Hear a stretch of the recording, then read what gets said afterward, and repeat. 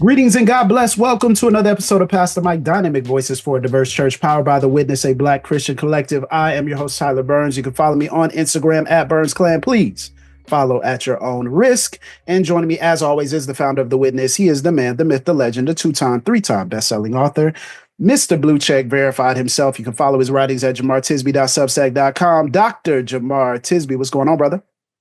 I am feeling nostalgic and excited to bursting. I'm about to hop out of my chair and do a praise dance. We don't even need to belabor it. People know why you're excited, right? We got two of our favorite people on the mic. Two of our favorite people. Welcome to Pass the Mic, the ladies of Truce Table, Dr. Christina and Ekemini Uwan. Hey, hopefully there's some sound effects going on right now. There needs to be some sound effects. Hey, our brothers, how are y'all?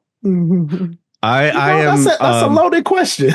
You know, that's true. You're right. I've been telling people I'm hanging in there. You know, I just keep on keeping on. I hear you. And for those who are unaware, of course, they are the brilliant hosts of Truce Table, international recognized speakers, authors, writers, philanthropists, Image Award nominees, award-winning podcasts, all the above. Authors, come on, y'all already know. All of it. They're incredible in all the ways, but they're our sisters and our friends, and they're friends of the show. And this goes all the way back to 2017, Jamar. Yes. Oh my goodness. So or even before then. What am I? Is it 2017 or is our friendship predates that? But yeah, our friendship predates that. I think the gathering where y'all came up with Truce Table was that LDR 2016. Yes. Yeah. Mm-hmm. Mm-hmm. And then shortly thereafter, in 2017, we had you launched, and then we had our first crossover episode. Like that's summer. Same year. Yeah, that same year. Yeah. Mm-hmm. Yeah, that same year, 2017. And this is fresh in my mind because I'm writing my next book manuscript, which is a memoir of my time in and out of Reformed and evangelical circles. You just gonna casually drop that. Yeah, no, it's been out there. I see why you wanted to save it on the mic. You see why you wanted to save it. You just want to drop some news. Okay. No, there's context. There's context here. So I'm at the point where we're starting that shift from the Reformed African American Network to The Witness, and a canon event, as we say on Pass the Mic, which is one of these pivotal cornerstone events in the history of the organization, was the crossover episode we did with y'all called Gender Apartheid. And first of all, y'all spilled so much hot tea on that. It was, Tyler, a beautiful illustration of what you always wanted our time on the mic to be, which was an in-house conversation. And that's how we treated it. Where there were 5 of us, we were crowded into a hotel room. We could hear the echo from each other on the mic. Don't get both started on the sound setup that we had. It was back in the yesteryears. Yeah, that was, before all the glitz and the glam that you see right now. But then it was the fallout from that episode, because it was an in-house conversation to which people were hate listening.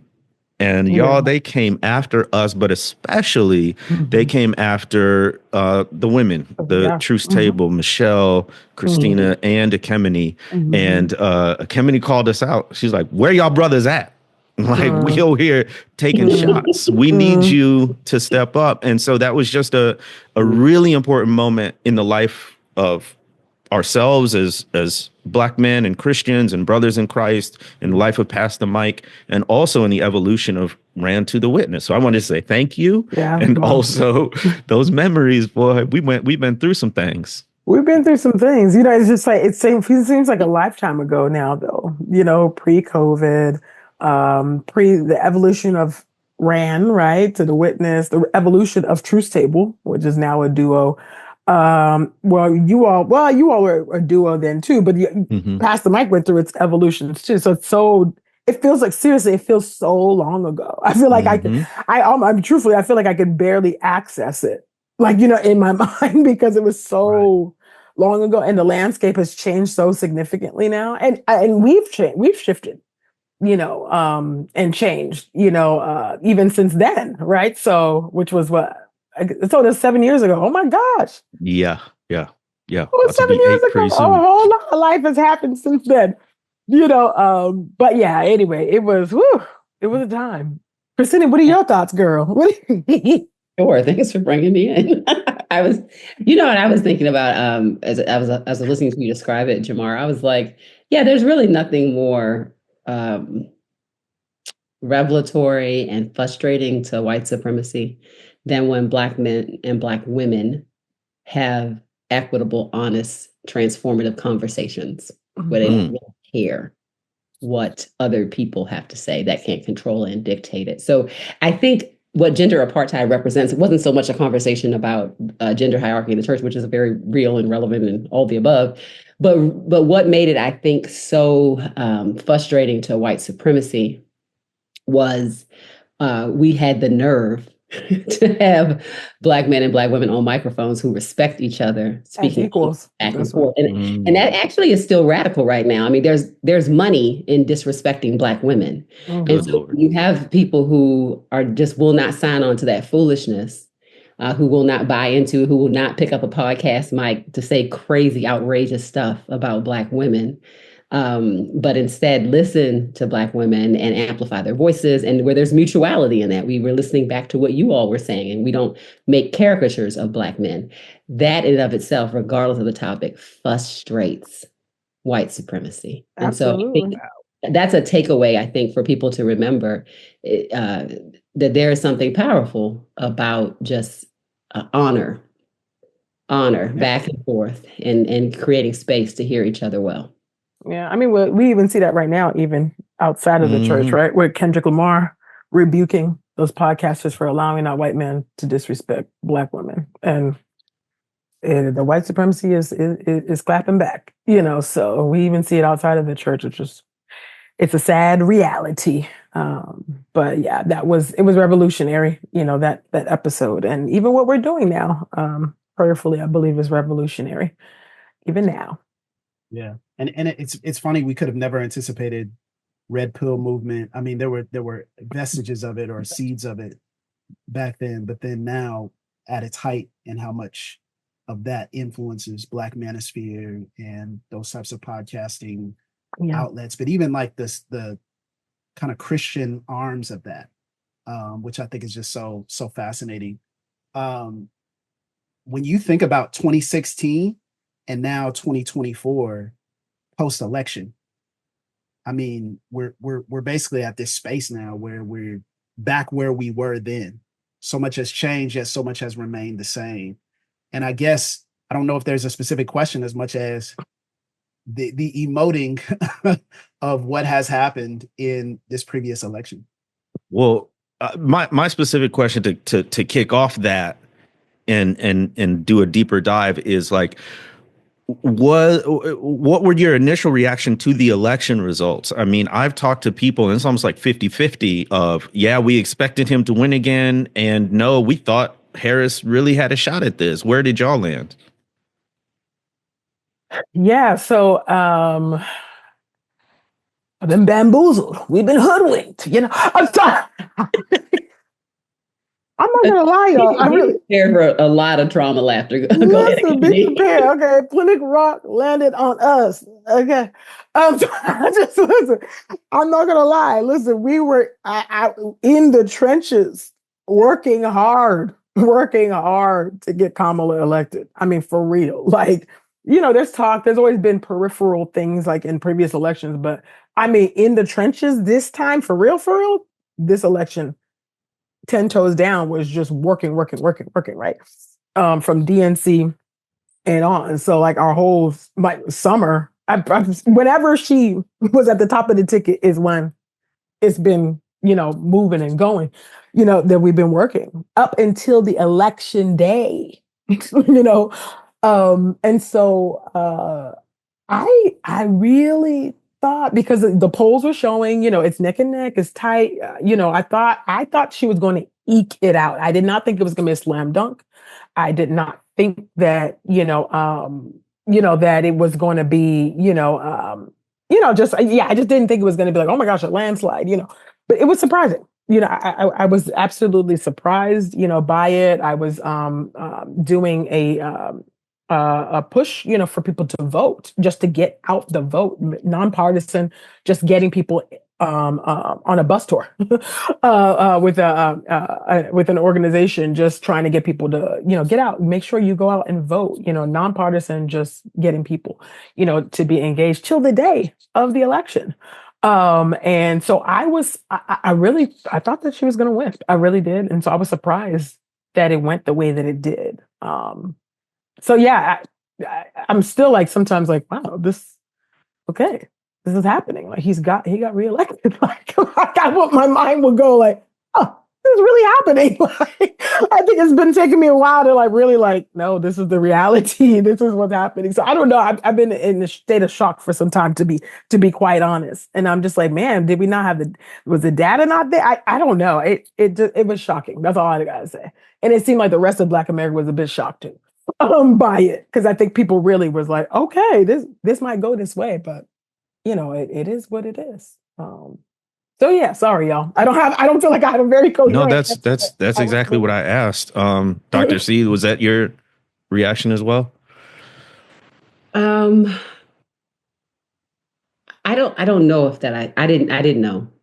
I would say this, Harris had from late July until November to build out a campaign in a country that is violently racist and misogynistic. And so I think what she did was the best that just about anybody could have done, and I'm not like a Democratic apologist or Harris apologist or whatever. I'm just saying, like, I think the pressure on her, I think the reason why why there's such vicarious trauma is I think that every Black woman who's been in leadership knows what it means to be given the last pieces of something. And we know there's data on this, right? So that oftentimes when men of color, Black men, or especially women of color are brought into a particular role, it's when the organization is about to catch on fire, it has caught on fire. And they've been asked to save something that they didn't get in its best, most reasonable shape to begin with. And so the Harris narrative, this experience, I think, has been triggering for many people who were never given the ideal conditions to build something. They were given scraps to build. They only entered in after white people realized, like, oh yeah, we really have jacked this up beyond. Like, so let's give these pieces over to maybe this person over, they can do something with it. That's what I feel like, happened. And I think that feels very close to home for so many of us who've been in leadership, that we don't get the best conditions to even build from or to start with. And so I just want to say that out loud. In terms of the loss, I mean, I think the loss is shocking. What's most shocking to me is the win. It is the fact that, racist, misogynistic people, or people who don't know a candidate very well, whatever, you want to look at the negative side or just a positive side, whatever. But it is the win. It is the conscious decision of millions to willfully reappoint him to this capacity. And because we've already been through some things. We went through 1 million deaths because of COVID. We went through banning of people being able to get into the country. We went through kids that I knew, college students, who were afraid to leave their homes and leave their residence hall. Like we went through that. It wasn't like this could happen. Like, no, it did happen. And yet they went out there again and they did it again. And it was misinformation, and there were lies, and there were all kinds of things. There was propaganda. But here's the thing about lies. The most effective lies are the ones that you want to believe. The most effective lies are the ones that you already want to believe in, because people's hearts wanted to believe all kinds of horrific, demeaning, degrading, wicked rhetoric about her personhood, about her body, those were lies that they wanted. And I don't think Black women are sleeping on that. Like, we saw that. We see you. And I think the implications are going to be just, there's a deep distrust, because that they just, they just didn't treat her right. And in not treating her right, she symbolically represents what it means for many of us to just not get our just reasonable due respect. Thank you. I know it's hard to rehash these things, and it's really helpful to hear. And that was one of the reasons why I was grateful that y'all agreed to do this crossover episode, is because in the wake of the election, we saw many prominent Black women just be like, all right, y'all got what you asked for. Now it's on you. Feel that weight. And I wonder if you could tease that out some and talk about the particular ways that this election result, Harris losing, Trump winning, affects Black women specifically, and in different ways than in other groups, even other Black men. So anything to add, I guess to say to what you just said? Well, I think that in, we talk about representation matters, and, and I think the flip side of that representation is the rejection, of Harris. And then, and because she, is a representation, of us, whether you're gung ho on her or not, whatever, she is a symbolic representation of Black women. And so rejecting her is not only rejecting her, but you're rejecting Black women full sail, right? And the win was such a sweep. It was such a definitive, not one swing state, not one. I mean, it was just like the whole nation seemed to go red. It was very like, whoa. Of course, it's reminiscent of 2016. Like, what happened? In some ways, but even 2016 didn't go even quite that way. And just the rejection of just like people not even getting out of their homes to go cast their vote for her, right? Because she did not get as many votes even as Biden got, in the last election. So even just that rejection, of not only her but our personhood, and I think that is what is so painful. I think for Black women, it's like we often we sacrifice so much. We are politically very sophisticated. In our voting, we can put aside our preferences and our. I think there's a lot of people that just, don't have a personal like disdain for Kamala, but it's some people that are like, I'm not gung ho about her, but I'm going to do what I got to do to stop, fascism, and to protect our democracy. And so, this is what we're going to do. And so I think we put a lot of that aside, and we try to bring other people into the voting booth, with us. And thinking about people even further to the margins of us. And so there's just something so painful, about a country that continues to tell you that they hate you and despise you, and would rather have, a convicted felon, as their king. Okay, time and again, and there's just something that is just so painful about that.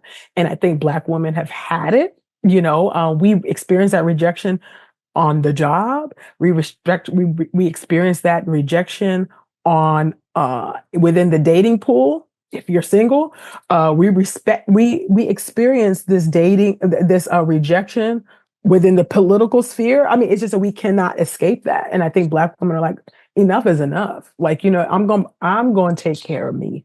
I'm going to take care, because weathering is a real thing, right? High blood pressure, cancer rates, stroke, all of these things. You know what I mean? Heart disease. There's a reason why, organizations exist to kind of combat these things. Black Girl Run, Girl Trek, because all of these diseases come for us. Why? Because white supremacy is relentless, and so Black women are just like, that's it. It's a trauma response. You know what I'm saying? But it's just like, it's hands off, and so I get it, I vacillate between that, from here to, here and there. Because it's exhausting to continue to put your body and your mind, your very life on the line for this country. And there's just there's no acknowledgement, there's no recognition, there's no appreciation for the sacrifices that Black women face. And so we just can't continue to be trampled upon foot in those ways. And so, yeah. And people don't even know what they've done. They know not what they've done, because we're not going back to 2016. Because people will say, "Oh, how did we get through the first time?" I was like, "We're not going back, y'all. We're going into uncharted territory we have never seen before. Never seen." ABC is paying this man $15 million in a defamation suit. Unprecedented. We're unprecedented times. We've already experienced it, and there's more to come. And that is what's so unnerving. But this is where we are. This is where we are. So we're not going back.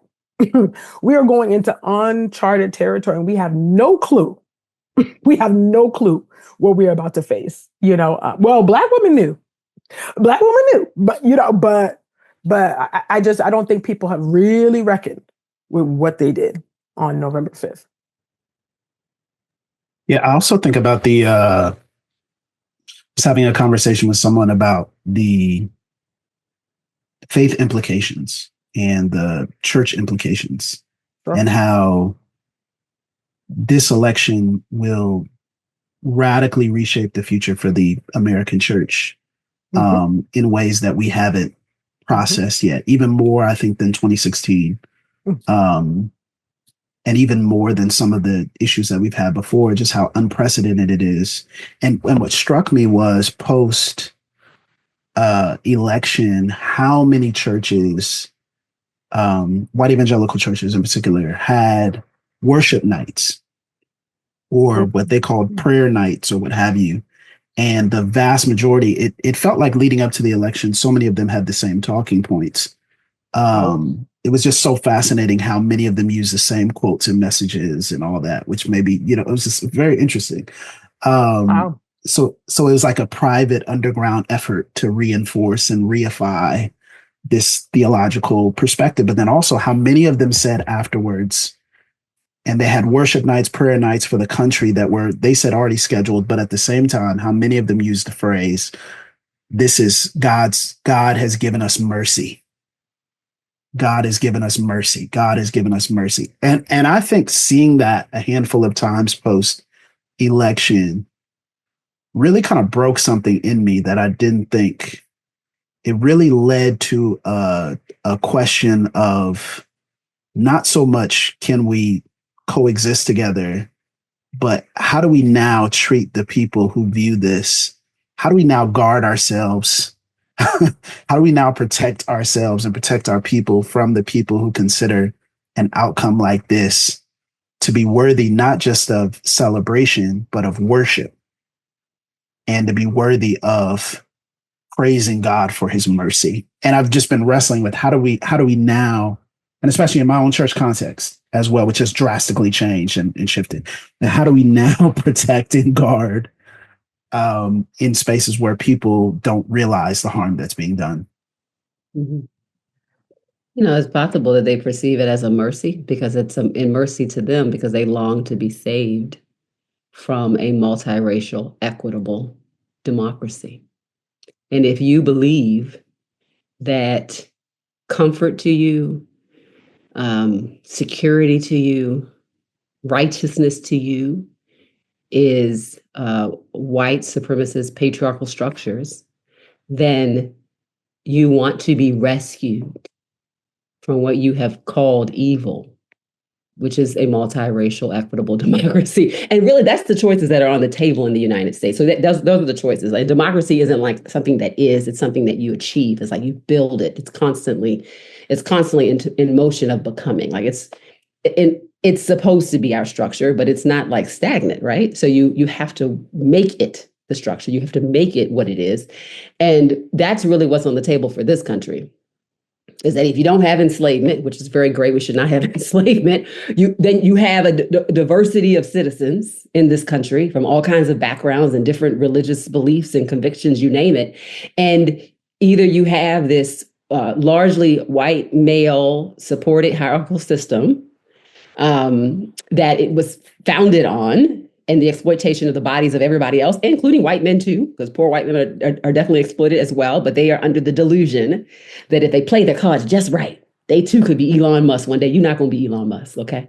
But that's a part of the delusion, okay? And the other option is what has been is sort pieces of it imperfectly have been on the table. Those other options are a multiracial, multicultural, religiously pluralistic democracy, where you got to prove, you got to make your case. Everybody doesn't believe what you believe. You got to make the case for why you believe. You got, if my faith convictions, and they do guide the social principles and ethics that I have, I've got to make the case in a way that resonates with someone who has a very different cultural and religious background than me. I've got to figure out how what my convictions are in their best interest in a way that's not patronizing, but that's true and virtuous, right? I got to do the work of loving my neighbor intellectually to do that, to make that case. Or if I have power and I want to reject the work that is done, that neighborly work of a multiracial, multicultural democracy, then I do whatever it takes.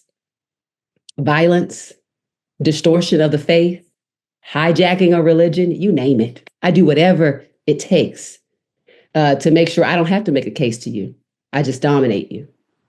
And Project 2025 is an example of that. It's not about making a case. It's about how do you take over the structure to ensure that your will is in place, you know? And so that is, I think that's just what's on the table. And I think those of us who've been studying culture in the country for the last couple of decades, we've known that as we go to 2025 and to 2050, we know the demographic shifts that are happening that people can't stop. I mean, I know they'll try to incarcerate you till you know more. They'll try to gun you down the street till you know more. But the numbers, they just couldn't stop them, right? And that is so important for us to think about, that there are people who rejoice over the diversity that was coming in the country, and there are people who dreaded it. Because you've got to make the case for people who don't think like you. You've got to value them. You've got to sit with them. And you've got to, if it's your so-called Christian convictions that are guiding you, you've got to make the case for why these convictions are a blessing to just more than you. And some folks don't want to do that, and they don't know how to do that. And because their religion is distorted, and I would say, and I know people are like, are you saying that they're not Christians? I don't know what they are.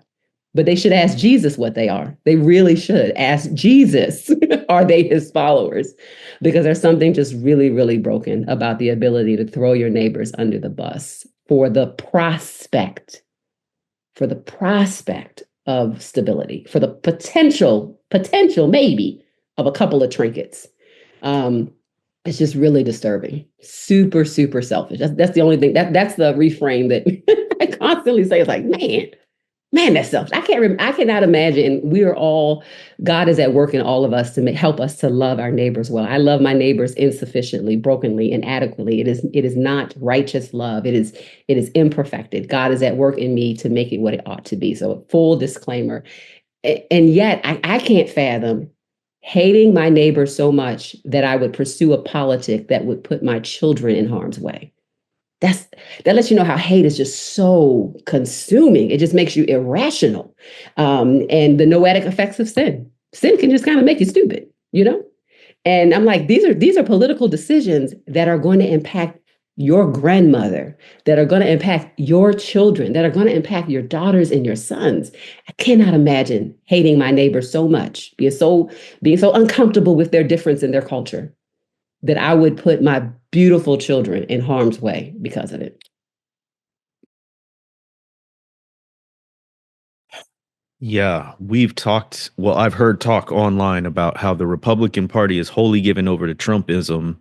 And I think at the same time, we need to talk about how segments of the American church are wholly given over to Trumpism and white Christian nationalism. And that's what it feels like, going back to what Tyler said around the effects on the church. Like, they've made their stance known.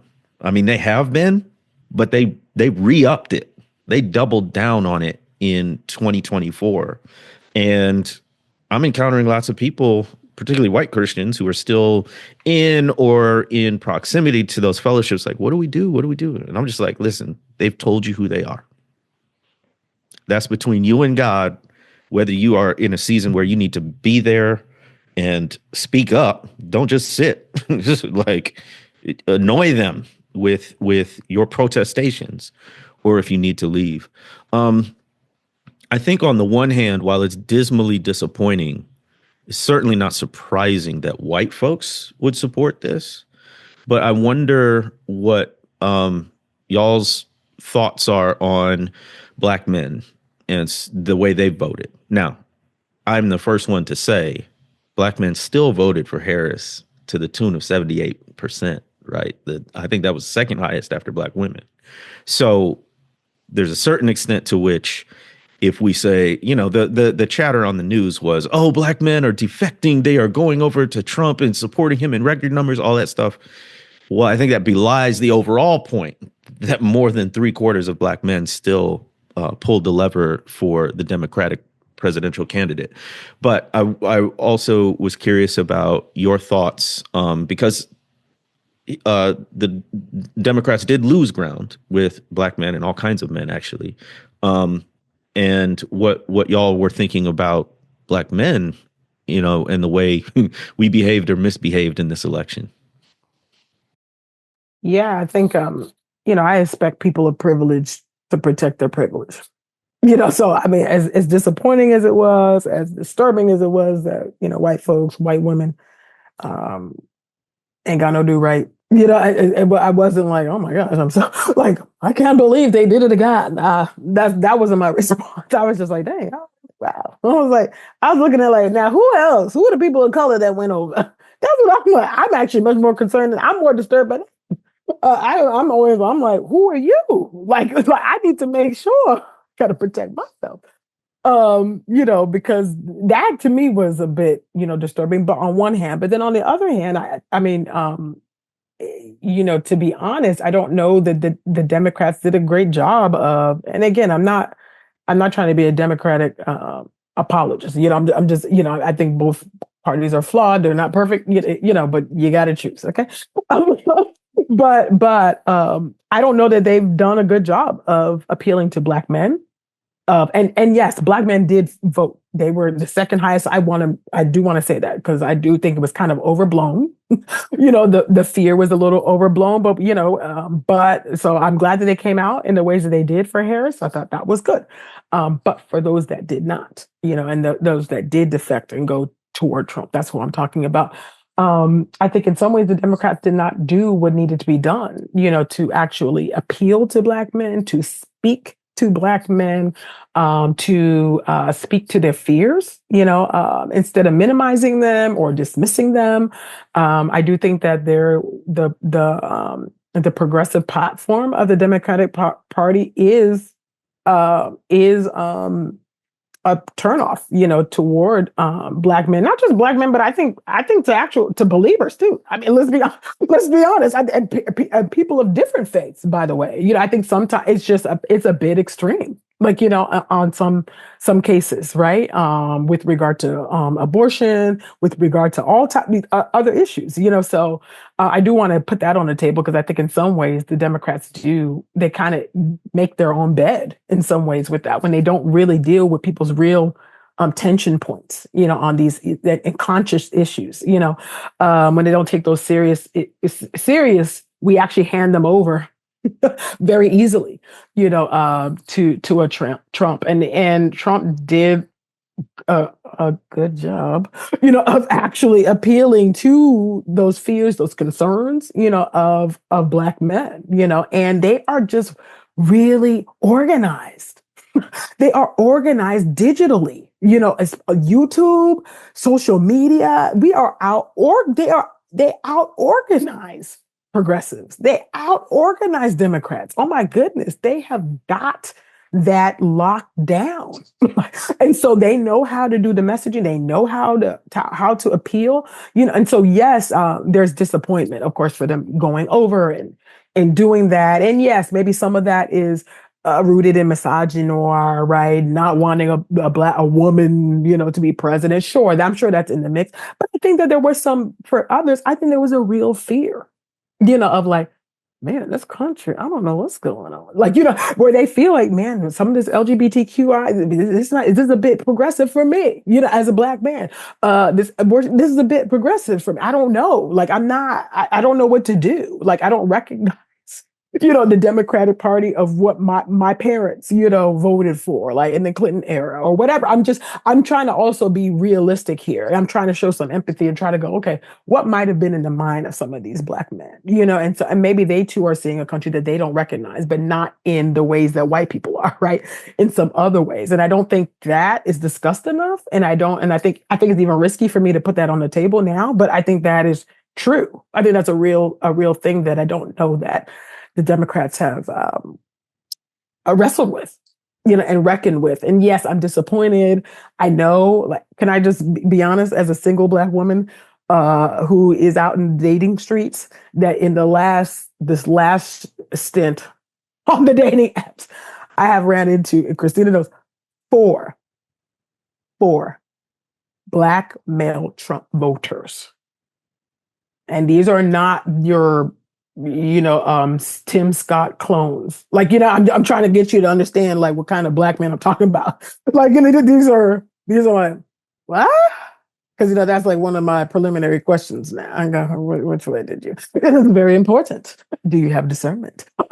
Do you know right from wrong? What's going on here? Like, no, seriously, I'm very serious. Within 1 month span, and through all of my years of being on the, I just have not ran into that. And I was like, what is going on here?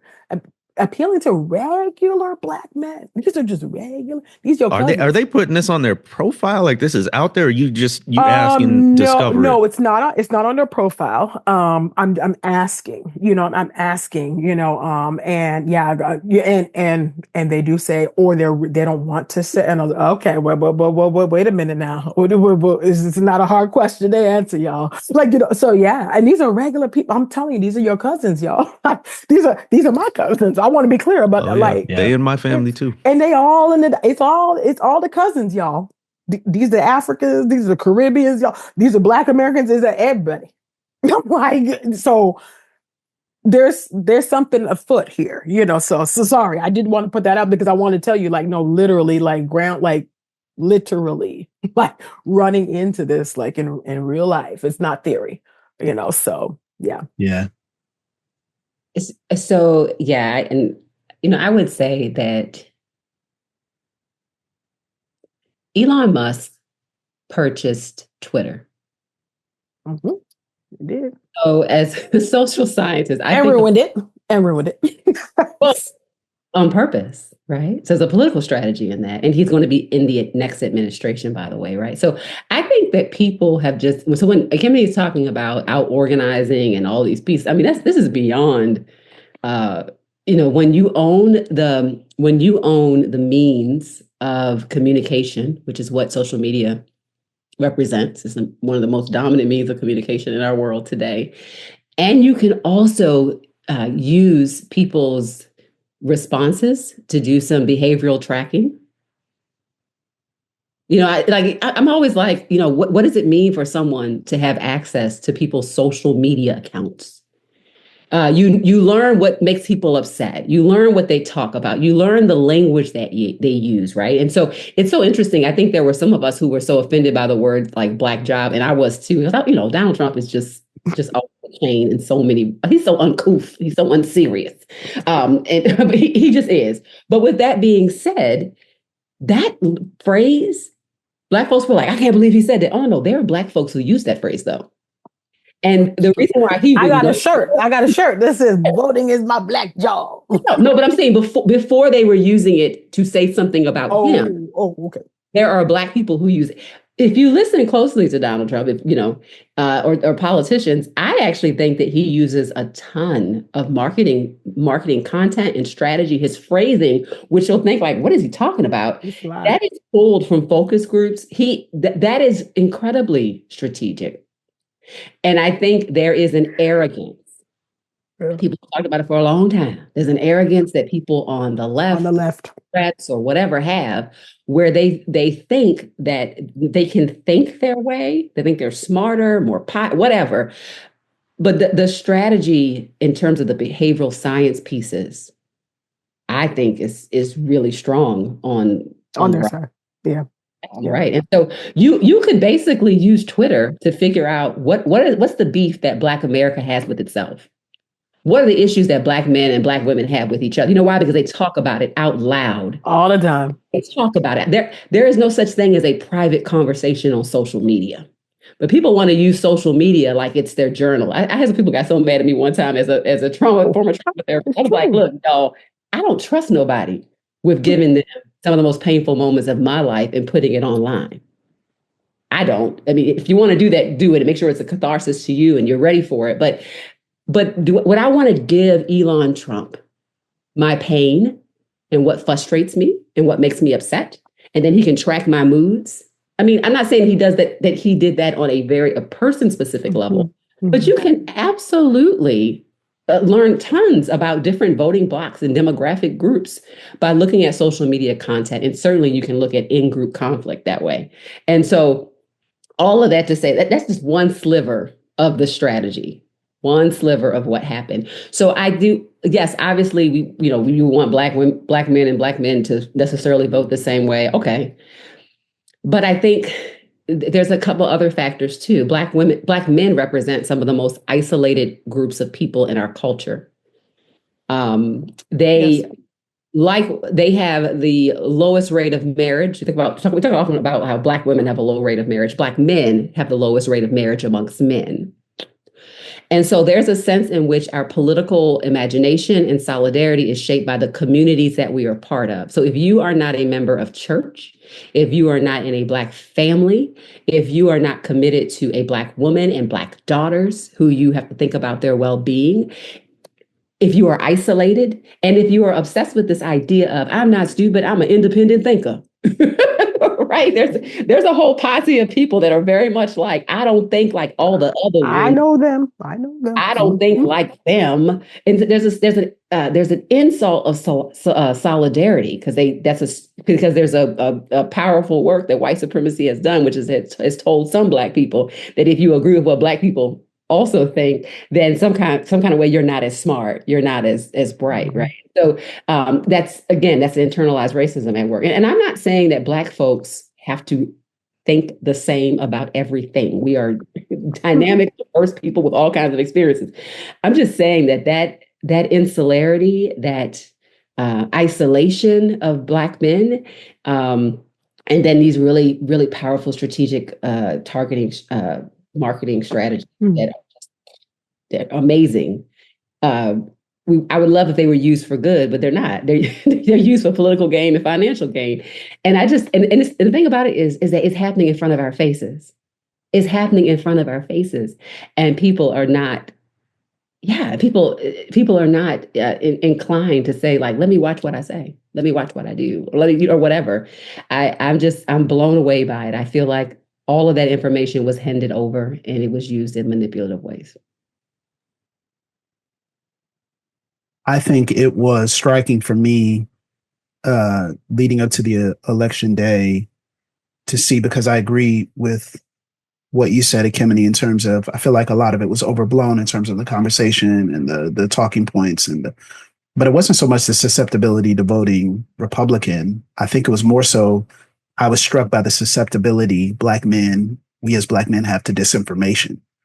And I was blown away by how many talking points and parroting that we would repeat in mixed company, but also that we would believe in terms of, and then what we would adopt as entertainment as well, which was very striking to me. So to that point that Dr. C made about community, their community, it seems, is the Joe Rogan podcast, the Theo Vaughn, the Barstool. It's their community now is whatever community they would connect them to sports or, whatever is overtly masculine. And then now that shapes so much of their worldview. That's where they get their news. That's where they get their understanding of the world. And then I heard so many talking points that made me say, whoa, like this is fascinating. And even on a micro niche level, I was shocked at how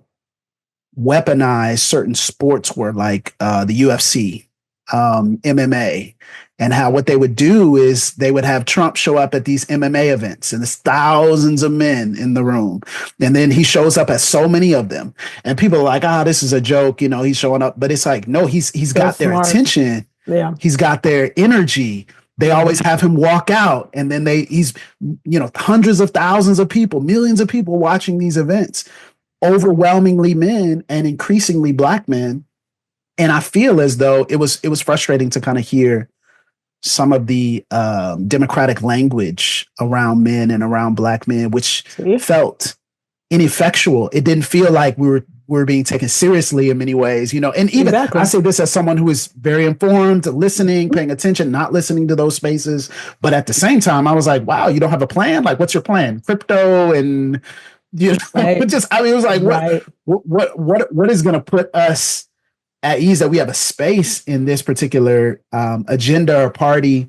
And I can separate the two, but I know that there are a lot of people that feel that, if I'm not the extreme, or if I don't agree with 100% of everything that you say, I feel like I'm going to be isolated and pushed off. And then I don't know how it's going to benefit me. And so I think the duality of that led to a very strange, we've really got to, as men, we have to have Black men, we have to have a conversation about the spaces that we curate. I think that, based off just everything you were saying, Tyler, I hear underneath that, though, when I'm thinking about Black men, I hear that there is an identity crisis, and it's not just Black Absolutely. men, it's men. I was just listening to a podcast, which is a very rare occurrence. I think I said to you, very rare occurrence. Are men okay? And from the gray area, I think Sean Illing. Anyway, I haven't finished it yet, but yeah, wholesale. It's not just Black men, but I think men are having an identity crisis. And I think that in some very real ways, however however people feel, I think that there is a real sense of like, who am I? What does it mean to be a man? In a world where people are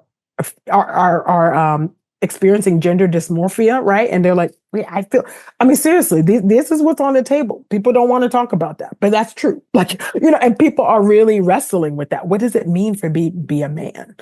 Is it this false machismo male, figure that is aggressive and takes what he wants and has all this money, or this illusion of money, right? That's what Trump, represents. Or is it a man, who is chivalrous, a man who actually sees a woman as an equal, a man who is a girl dad, or is a great father, to his sons and children and whatnot, and who's married to one woman, and, like, what does it mean to be a man, or what does it mean to be one who's same-sex attracted and wrestling, with that, and yet still, looking to serve in my local church, and all of the people are wrestling with that. Men, are wrestling with their identity, and so for me, this is where I go, where is the church? As a single Black woman who's out here, I'm like, my God, men need community. They need healthy community. They need discipleship. They need to be learned and brought in to know, like, what does it mean to be a man? In 2024, where the men are very much isolated, as Christina said, and my thing is like, what is the church going to do to outreach, to reach out, to bring these men in? What is the strategy? What is the plan? Because I think we really need a plan. The women are also, are not going to be well if the men are not well. It's a symbiotic connection, right? And relationship. Just the other day, there was a school shooting, and it was a girl, a 15-year-old girl that did this. I have never heard that before. That doesn't mean it did not happen before, but I have never heard, of a girl, committing such a heinous act. So that lets you know that the girls are also not okay and will not be okay. And so I just, there's an identity crisis, and there's and only Jesus, I really believe that only Jesus, in Jesus can we really truly find our identity and live into what we have been called to be, as human beings. And so So my heart breaks. To be honest, I have a lot of empathy for men. I know I just do. My heart breaks for them, actually. It really does. So you don't hear me angry because I just see the pain. I see the isolation. Strategy too, right? There's a strategy at work. There's a force at work. There's warfare. Yes, exactly. Yeah. And that's why I kind of, the extra biblical cheat sheet of complementarianism is attractive to people. People want a prescription, and they're gonna break it. People want a prescription. We ask for rules, and we create rules, and then we fall short. We break them anyway. But the don't take the medicine. Yeah, but there are people who are like, give me a script, tell me what I'm supposed to do. And people will take an extra biblical cheat sheet to say, like, this is what it means to be a man, this is what it means to be a woman, this is what it has to look like. And what I've often said to people is that clearly there is law, there are things that God lays out for us to be obedient to and to follow, but so much of the Christian faith is not prescriptive, it's principled. Which means you got to drop to your knees and you got to seek the Lord, and you gotta walk day by day and moment by moment to obey the Lord's voice and call over your life. And people want this, like, just tell me the stuff. Like, what can I tell her she got to be, and what am I supposed to be? And sometimes it's a matter of what you must be is a worship of the Lord Jesus Christ. You must walk with our Lord step by step and receive from his hand step by step. And I will say this, that so many people are using the name of Jesus. So many men in American Christianity use the name of Jesus as a source of power, to willpower, but they do not like Jesus. They do not like the manhood of Jesus. They don't like the man they don't like the man who says, to his male disciples, hush up, I need to hear what this woman is saying. They don't like That's this right. male Jesus who says, turn the other cheek. Up here first in my resurrected form to these women who you don't even believe, who you don't think that they can even be credible witnesses in court. I'm going to appear to them first. They don't like Jesus. They don't like Jesus talking to the woman at the well. They don't like Jesus being touched by the woman with the issue of blood. They don't like that guy. They want to use him, this prototype of this white American, shut women up. Yeah, to shut women up and to get power and to rule and to reign. But the real Jesus, the biblical Jesus, they don't like that guy. That's the guy they don't want to hang around with. That's the guy they think is weak. And that is the guy who gave up his entire life. And so there has to be a revolution of our understanding of manhood. And there's got to be a deep love of Jesus where men say, I want to be like that guy. I want to be like that guy. And we need more and more men who are Christians, speaking about the Christian population, to actually love the man that Jesus is. Yeah. They compared Donald Trump to every other biblical figure except Jesus, unless they were just calling him the Savior. I've even seen the comparison. I've even seen that comparison though to Jesus. It's idolatry, really. Yeah. In the coming logically though. Right, exactly. Oh, not in terms of his character, his compassion, his listening. No. Tyler, look, we got our work cut out for us. And there's so much y'all said. I think one of the things that gets to the heart of the Black masculinity identity issue is I am going to save this phrase, the extra biblical cheat sheet of complementarianism. That was a bar, but it's a political ideology. That is what complementarianism is, a political ideology. It is not lost on us that Trump beat 2 women. He won against a man, but he beat 2 women. And for the last 30 years, there's been a powerful arm of the church who has ensured that Hillary Clinton's will not come into power. And I'm not pro Hillary Clinton. I'm just naming that as a thing. There's a parallel between the advancement of that theology, that political ideology, and the prospect and likelihood of there being women leadership on a national level. Yes. And and it's no coincidence. Trump has run 3 times now. He won twice against women candidates and lost against the male candidate in the Electoral College. But at core of what I hear you both saying is society in general has had sort of directives about who plays what role. And men in particular, we've had these directives about what it means to be a man. You know, you're the breadwinner, the provider, the protector, all of these things. And now that we live in a society where women have college educations and postgraduate degrees and terminal degrees, they're owning businesses, they have their own sources of income, all of those sort of traditional or political identities that told you where to go and what to do are almost obsolete in many ways, or at least in many cases not as applicable. And so a lot of people are floundering. A lot of men are floundering. Well, what now do I do?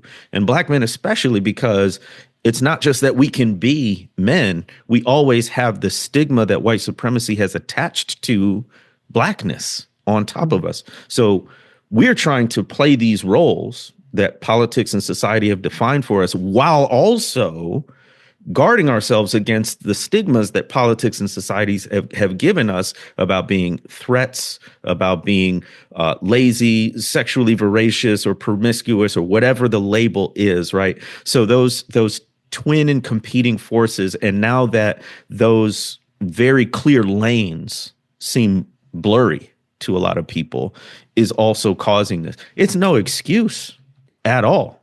Because at the end of the day, we have the example of Jesus. We have other men out there who are treating others well.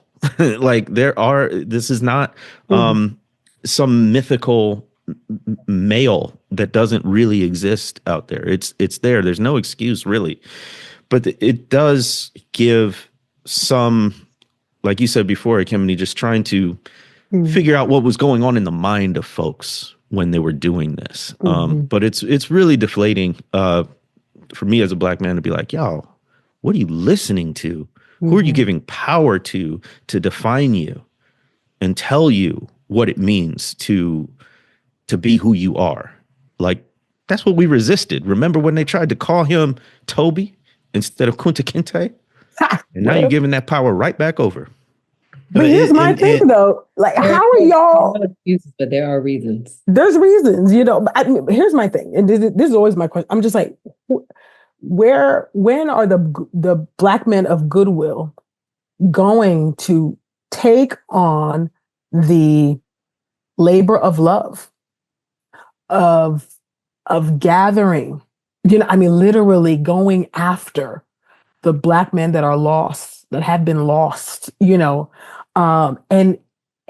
bring them in and walk alongside them. It's going to take some serious intention, but just the same way that white people goodwill got to gather other white people, it's like Black men got to gather other Black men, and it's not a job that Black women can do.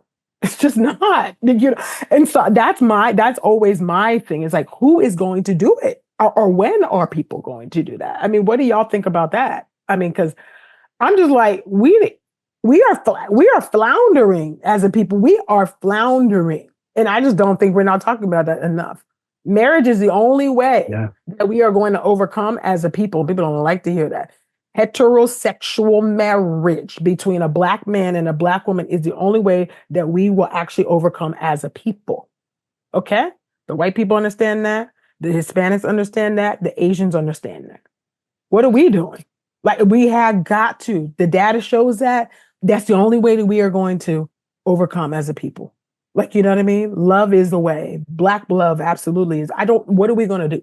Well, the question becomes, what are y'all going to do? Well, then why are all those things under attack, right? So nobody has the same, there is no group. What I would say in humility, with the exception of indigenous people who, God, indigenous, have PhDs in oppression in America, okay? For sure.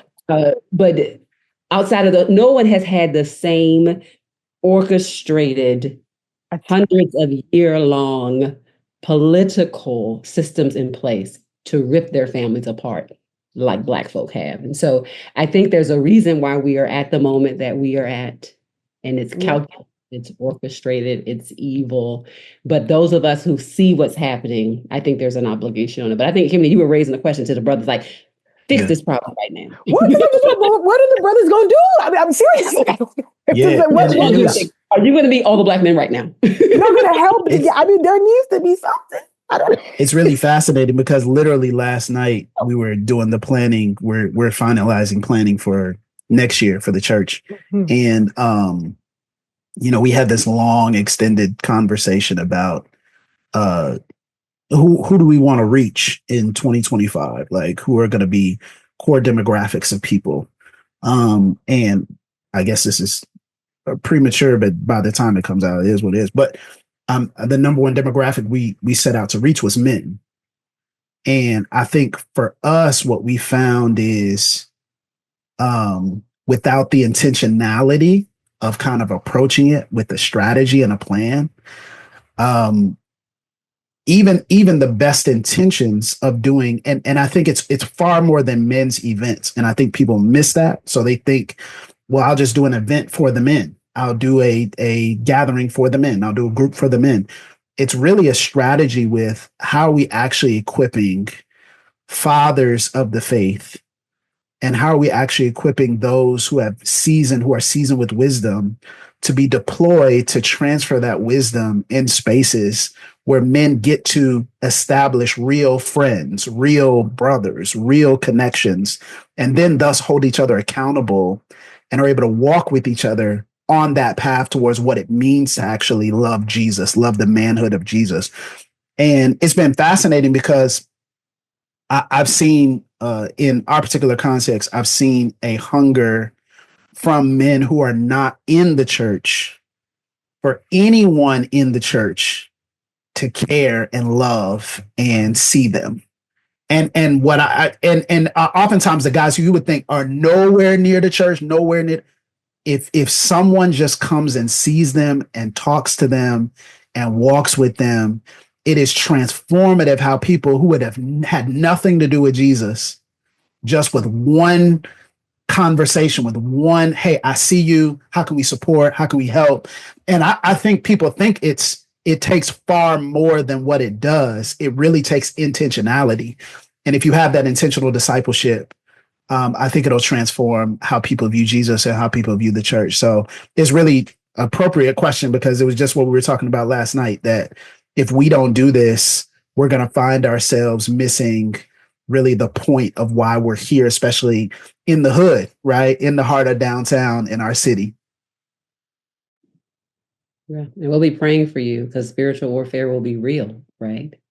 Because that won't, the devil will be very mad as you pursue people in love, which is what the gospel does, and that doesn't surprise me. People have such a longing for community and comfort and connection, and Black men are no different, and yet are so dehumanized in our culture. And so I'm so grateful to hear that, Pastor Tyler, that work that y'all are taking up, and just pray blessings on it and protection as you do it, because that's the kind of thing that changes families and nations when we invest in this Jesus-directed discipleship of both men and women. Just one last question for you. As we record this, we're right in the middle. We're 1 month from the election and we're 1 month until the inauguration. You have intentionally built Truth's Table. On MLK Day. On MLK Day. My. Look at God. You have intentionally built Truth's Table as a table by Black women and for Black women. And I'm curious about how you are shepherding, ministering to, serving your specific community of Black Christian women in this moment. Yeah, well, we've gone into the retreat business. I kid, but not really. No, no. Well, it was really, really timely. We actually had already planned a retreat for Black women that was actually held on November 6th, right? I think, Christina, and that was held in Florida, and that was through Truth Table Foundation. That really operationalizes the work, of Truth Table LLC. And so we help to support, Black Christian women, who are in the boardroom, who are at home, just to help them strengthen their own their own faith, and their own holistic, incorporation really of the gospel in their lives. And so we had a retreat that was very timely for Black women, and we worshiped, we prayed, we taught, and we also recorded a podcast episode. We lamented and we laughed. We had a really, really wonderful time. And so we're trying to really just come in person, a little bit more and see one another, right? Since the pandemic. And even now, next month, we have a Black Christian women's leader retreat through the foundation that we have planned, toward the end of January. Sorry. So that's something that we have been doing. I think even just personally on the Truth Table side, we just wrapped season 8 of Truth Table, and so now we are resting, and then going to be in pre-production for Truth Table season 9, and we're thinking about, we kind of have a plan for that and what we're going to do that next season that will help to address, just kind of the landscape and the needs of Black women. I think for me right now, what's helping me right now is just some spiritual disciplines. Even when I'm struggle to even pray, get in the Word with Truth Table is really helpful for me. And it's not like a shameless plug, I promise. I find the prayers to be very timely. Like, it's just, I don't know what it is, but for some reason the prayers are always right on time, praying against empire, praying against wicked rulers, right? And that God's name would be proclaimed. And so that's been really helpful, for me to even keep my eyes on the prize and my eyes fixed on Jesus, if you will. So that's kind of some of the personal, and then the foundation, and then what Truth Table on the podcast, at least plans to do. But yeah, see what you got to say. All that stuff, right? And so we are, the foundation is a nonprofit. We are a nonpartisan entity. So but we are necessarily political because we care about the lives of people. And so to be able to make a distinction between partisanship and political advocacy are different. We are pro Christ. We are pro Christ first and foremost, and we are pro democracy as well. And so we believe that Black Christian women are vital to democratic nations, and have shown themselves to have the capacity to speak truth, and to communicate in ways that are for the good of obviously their population, but other people as well. And so we believe in giving them the microphone and amplifying their voices and finding them resources and mentorship that they need to thrive. If they it's for the good of everyone. So that's really the heart and the hopes of the work of the foundation. And we do partner around specific political or legislative initiatives. And so last year was one of our first ones that we partnered around. We're looking specifically at the tax credit for children, and just being really strategic about how do we want to use our voices in this next season? How do we want to stay healthy? We're also on just as fellow podcasters, but also people connected to organizations for advocacy. We know that we are likely going to be going into a very hostile relationship with the next administration as it comes to Christian organizations who hold to a gospel that necessarily talks about justice, that has something to say about the sojourner, the widow, and the orphan. And so that puts a target on us. And so we are also very mindful of how important prayer needs to be in this season, but also being ready to stand and be courageous, to give a reason for the hope that we have, to not be cowards in this season, to stand boldly, but also to take good care of our health, so that we are ready to do what the Lord requires of us. And if that means putting ourselves between an unjust system and a vulnerable neighbor, we need to be speaking in a way and building ourselves up to get ready for that work ahead, the real work of the real church. That's the real work of the real church. And so that is what we're trying to prepare ourselves for, mentally and spiritually, in 2025. Well, thank you all so much for sharing time and space with us and sharing your wisdom and your witness. And we cannot tell you how much we respect and honor and love you both and the work that you do. And we are thankful that we are disappointed to be in this moment, but we're thankful to be in this moment with you. So blessings. Thank Grateful. you. Blessings. Thank you. We're grateful for you. Thank you all. Thank you, cousins.